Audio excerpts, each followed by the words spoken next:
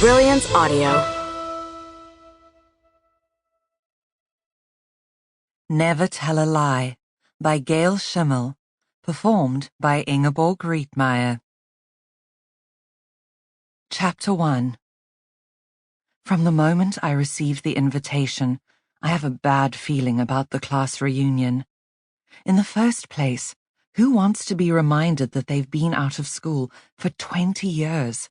It's an obscene amount of time to have officially been a grown-up, and given the rather poor job I've made of adulting, I don't really need any reminders. Plus, it's always been my feeling that if you want to keep in touch with people, you do.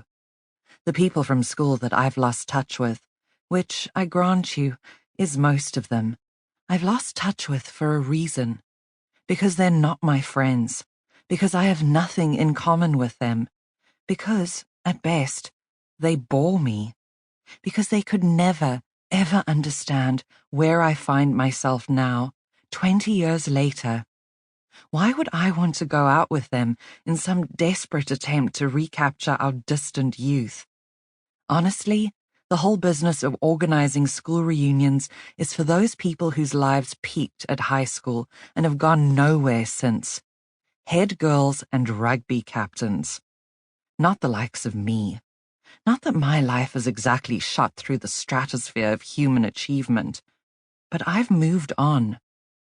I phoned Stacy to see what she thinks.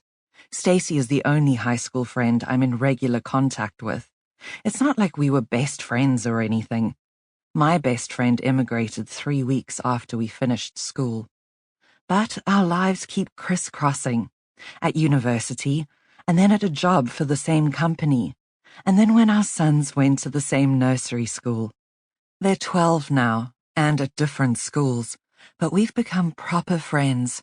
She's my go-to person, the one who keeps my spare keys and bails me out of trouble, and I do the same for her.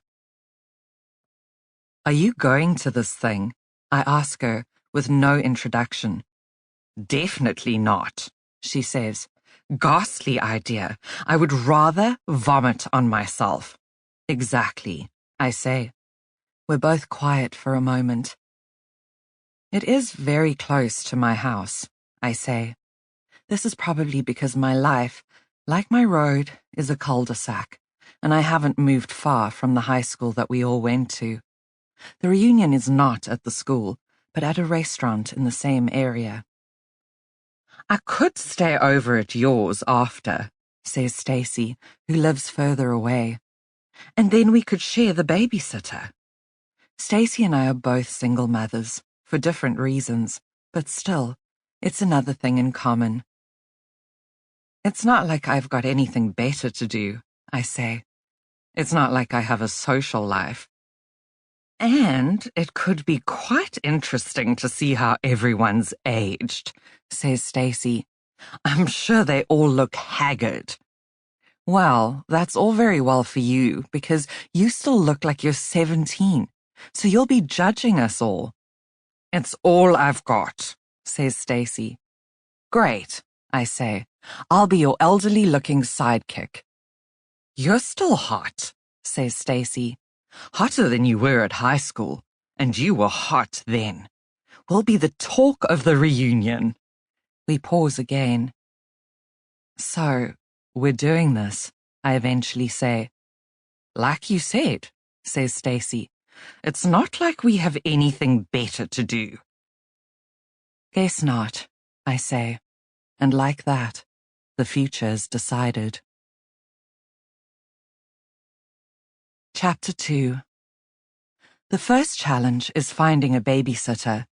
My son Django will only stay with 2 people, Nellie, my long-suffering domestic helper, and my father. Nellie loves Django, but if she babysits, she has to stay over and leave her own children with her sister. She never says no if I ask, but I'm never sure that she really wants to do it, despite the extra money. I try only to ask her if I have no choice. So I phone my dad. Daddy, could you look after Django and Aiden next Saturday? Who's Aiden? Says my father.